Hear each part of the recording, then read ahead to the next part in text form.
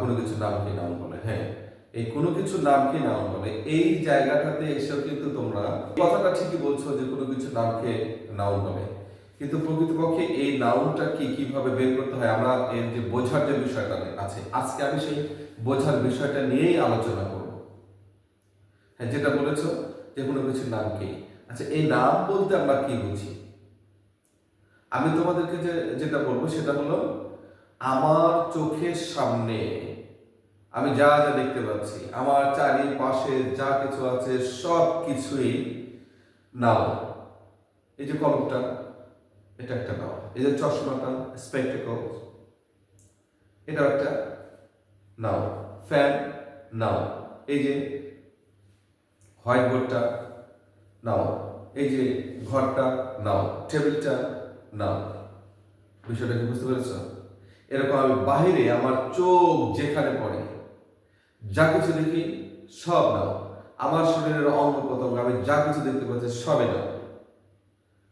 কিছু নাউন আছে যেগুলোকে দেখা যায় না, ধরা যায় না, ছোঁয়া যায় না, পরিমাপ করা যায় না, শুধুমাত্র অন্ত ইন্দ্রিয় দ্বারা অনুভব করা যায়।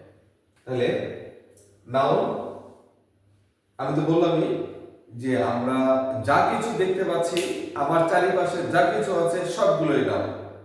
এই নাউনগুলোর ভিতর থেকে এখন কি করব? নাউন, কিছু নাউন আছে, খেয়াল করব, কিছু নাউন আছে গণনা করা যায়, আর কিছু নাউন আছে গণনা করা যায় না। এই যে গণনা করা যায় আর গণনা করা যায় না, এটা কিন্তু একটা বড় একটা ফ্যাক্টর হয়ে দাঁড়ায় আমাদের সেন্টেন্সের মধ্যে। কেন?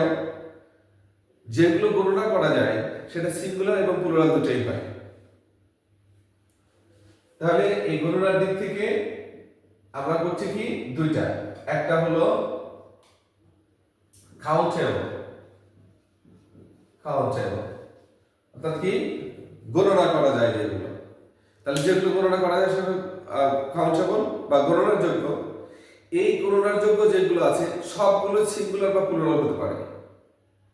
তাহলে আমার সেন্টেন্সে যখন আমি সেন্টেন্সে বললাম বা লেখা শুরু করলাম, তখন আমার যে সাবজেক্টটা আসলো, তাহলে তখন আমাকে খেয়াল রাখতে হবে এটা কে, এটা যদি নাউন হয়ে থাকে সেই নাউনটা সিঙ্গুলার নাকি প্লুরাল। তাহলে সিঙ্গুলার প্লুরাল সেটা খেয়াল রাখতে হবে।